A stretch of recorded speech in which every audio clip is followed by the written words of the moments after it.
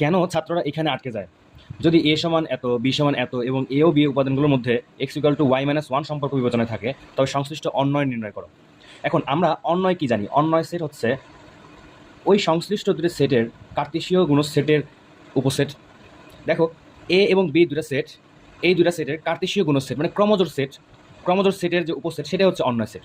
কিন্তু এখন ভিতরে তার একটা সম্পর্ক, একটা শর্ত জুড়ে দিয়েছে, এ ও বি এর উপাদানগুলোর মধ্যে X equal to Y minus ওয়ানের সম্পর্ক বিবেচনায়। অর্থাৎ তুমি এক্স এর মান সেগুলোই পাবা যেগুলো ওয়াই থেকে ওয়ান বিয়োগ করা যায়। ওয়াই থেকে ওয়ান বিয়োগ করলে যা হবে সেটা হবে এক্স এর মান।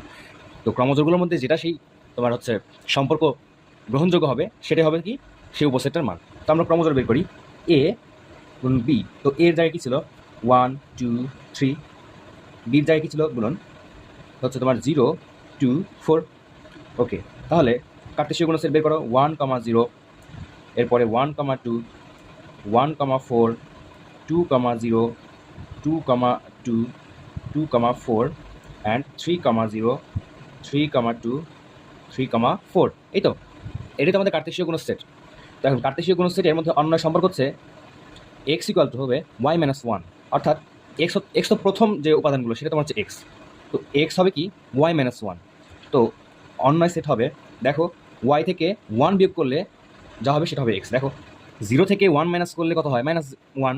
তো এটা তো তোমার হচ্ছে কি সম্পর্ক বিবেচনা করছে না। টু থেকে ওয়ান বিয়োগ করলে ওয়ান হয়, এটা গ্রহণযোগ্য। ফোর থেকে ওয়ান বিয়োগ করলে থ্রি হয়, এটা গ্রহণযোগ্য নয়। জিরো থেকে টু বিয়োগ করলে মাইনাস টু হয়, এটা গ্রহণযোগ্য নয়। টু থেকে টু বিয়োগ করলে জিরো হয়, এটা গ্রহণযোগ্য নয়। ফোর থেকে ওয়ান বিয়োগ করলে থ্রি হয়, এখানে টু হবে না।